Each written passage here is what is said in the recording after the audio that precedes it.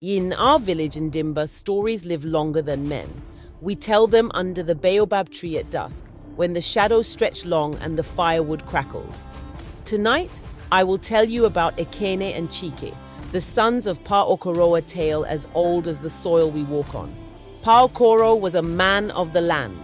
They said he could talk to the earth, and it would answer with a harvest so plentiful that his barns overflowed. When he passed, he left his sons equal portions of his land and a simple command: work hard, respect the land, and live in peace.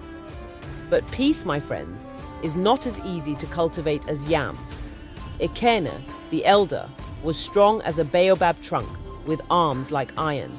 He carried himself like a lion, proud and fearless. Chike, his younger brother, was smaller and quick to laugh, a man of quiet strength. Villagers often teased Chike, saying, "You are no farmer, Chike, you laugh too much. Leave the fields to your brother." But Chike would only smile and say, "A farmer must be patient. The land has its own rhythm." When the rains came that year, the brothers planted their crops. Ekene worked with force, driving his tools into the soil as though strength alone could bring life. Chike, however, whispered prayers to the earth as he planted, thanking it for its kindness and asking for its blessing. When harvest time came, the difference was as clear as the moon in a cloudless sky. Chike's fields were lush with golden maize and fat yams, while Ekene's land gave little. At first, Ekene laughed it off. "It's beginner's luck," he said, but Chike's success continued.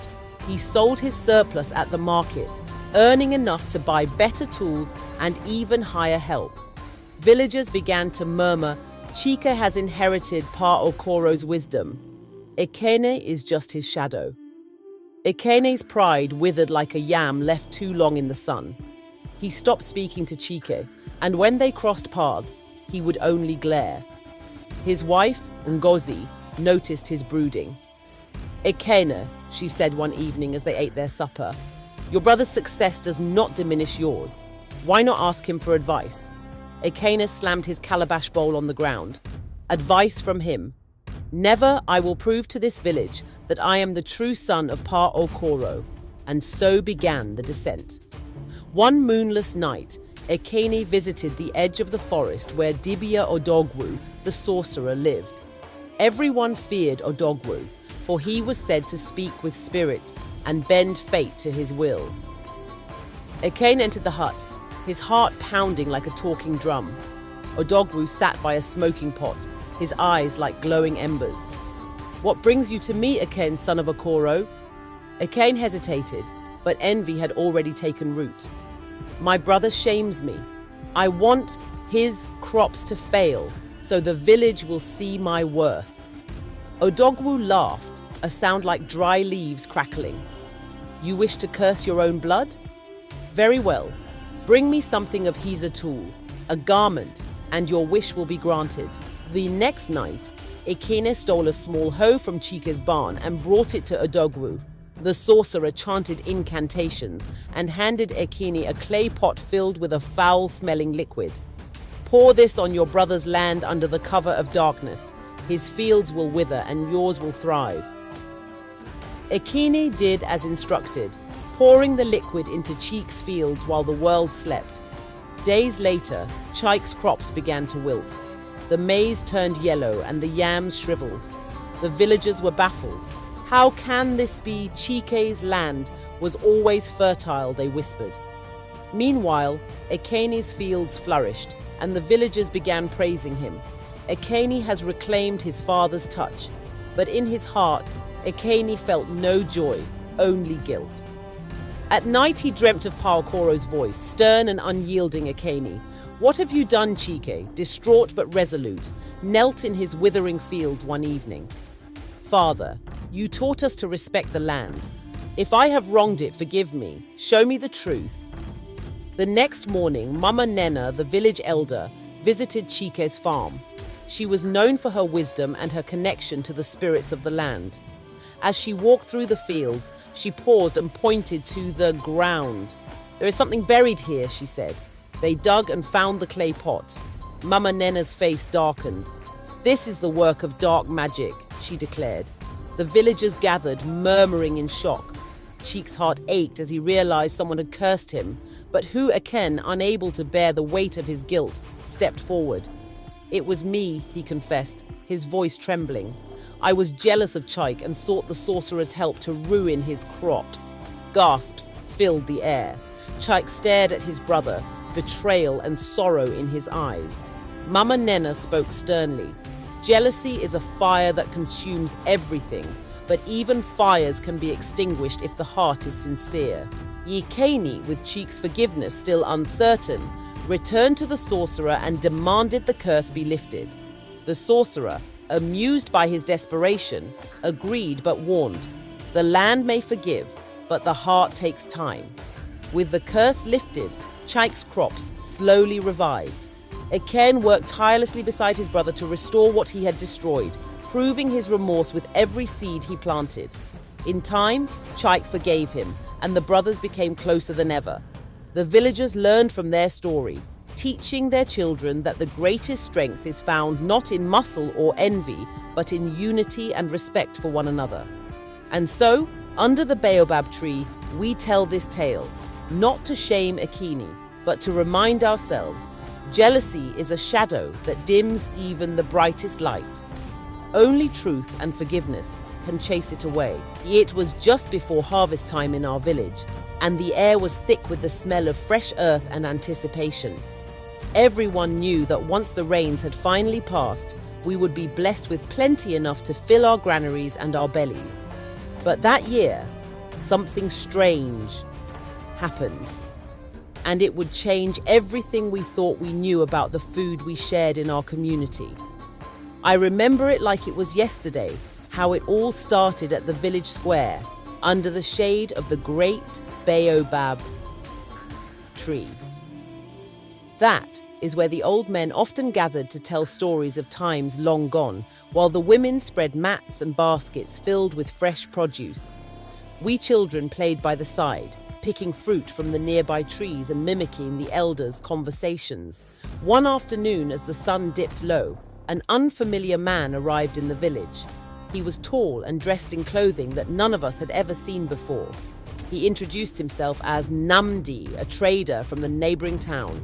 He told us that he was selling exotic foods, spices, and herbs, things we had never tasted or seen before. His smile was wide and his gestures exaggerated, as if trying to win the villagers' trust. The villagers were intrigued, especially because of the tantalizing smell that wafted from the small sacks and baskets he carried. It was the aroma of meats cooked in strange spices, pastries and snacks that looked nothing like the simple meals we were used to. Our stomachs rumbled as we watched, captivated by the idea of trying something new. "Everything is free today, my friends," Namdi said, raising his hands to silence the murmurs in the crowd. "You have worked hard in your fields. You deserve a taste of the outside world.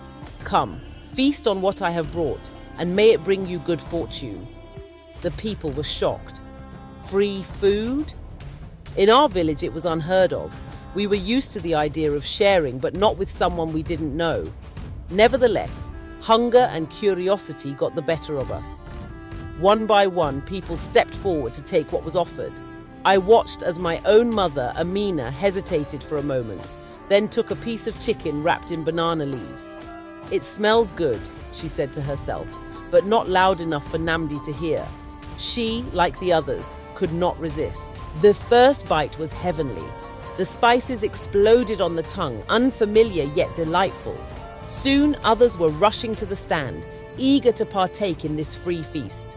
The older folks nodded approvingly, and the children laughed as they tasted sweet pastries they had never seen before. I, too, found myself going back for more, and by the end of the day, the food had run out, and the whole village was happy, full, and content. But that night, something changed. I was just about to sleep when I heard my mother praying quietly by her bedside. I listened carefully as she whispered words I had never heard her speak before. "Lord, protect us from the evil that may come with this feast. Keep our spirits strong and let no harm come to our children." The words puzzled me. What could she be talking about? The food had been delicious, and everyone seemed to have enjoyed it. But I didn't ask her. Instead, I went to bed thinking that perhaps the excitement of the day had just made her more worried than usual. The next morning, the village awoke to a strange silence. There was no chatter, no laughter outside the huts. Instead, there was a sense of unease in the air, as if something was off. I noticed it when I walked outside. There were fewer people, and those who had been there the previous day seemed to have vanished. I ran to find my mother, who was busy inside the house, kneading dough for breakfast. "Mama," I said, "where is everyone?" She stopped for a moment, wiping her hands on her apron. "They have gone to the river to fetch water," she said, but there was something in her eyes that made me uneasy. By midday, though, something strange happened. I began to feel weak. At first, it was just a dull ache in my stomach, but soon I felt dizzy and could hardly stand. My mother looked at me in alarm and called for the village healer, Mzee Chuka, who lived at the edge of the village. She came quickly, her face stern as she examined me. "Your son has been affected by the food from yesterday," she said softly. "There is a darkness in his spirit. He is not alone. Many in the village are suffering." I was confused, but the healer was firm. "The man who brought this food has cursed it. You see, there is no such thing as free food, my child." And Namdi, though he smiled and offered gifts, was sent by evil forces. He sought to test the hearts of the villagers to see how easily they could be tempted by greed and indulgence. The next few days were a blur of sickness and confusion. One by one, the villagers started showing signs of the same illness fever, fatigue, and strange dreams. I saw it in the faces of my friends and neighbors. It was as if we were all caught in some kind of spell. Then, just as the healer had predicted, Namdi returned. But this time, he was no longer smiling. He stood in the middle of the village square, his hands raised, and his eyes glowed with a cold light. "You foolish people," he said, his voice echoing with power. "You took my food without question. Now you will pay the price for your greed. The curse I have placed on you will not be lifted until you learn the price of free things." The elders of the village gathered around Namdi, their faces grim. "What is the price, Namdi?" the headman asked, his voice steady despite the fear in the air. "You must return what you have taken," Namdi said, his voice low and dangerous. "Not just the food, but your trust in things that seem too good to be true. Only then will the curse be lifted." The villagers stood still, their hearts heavy with realization. We had taken something without understanding the cost. The healer led the way, performing a ritual of cleansing to remove the curse. We all had to give back what we had consumed, throwing it into the river and asking the gods for forgiveness. It took days of prayers and sacrifices before the sickness lifted. I watched as the villagers, once weak and tired, slowly regained their strength. The sun began to shine brighter, the air smelled fresher again, and the harvest season that was once overshadowed by fear arrived, bringing abundance to our village. From that day forward, the story of the free food was passed down from generation to generation. We learned that no good thing comes without a cost, and that some offers, however tempting, are best left untouched. The elders would often tell us to remember the lesson of that year, for the price of free food was a heavy one, and no one was exempt from paying it. And as for Namdi, he never returned to our village, and the roads to the neighboring towns were quiet for many years. Some say he found another village to deceive, while others believe he was punished for his evil ways.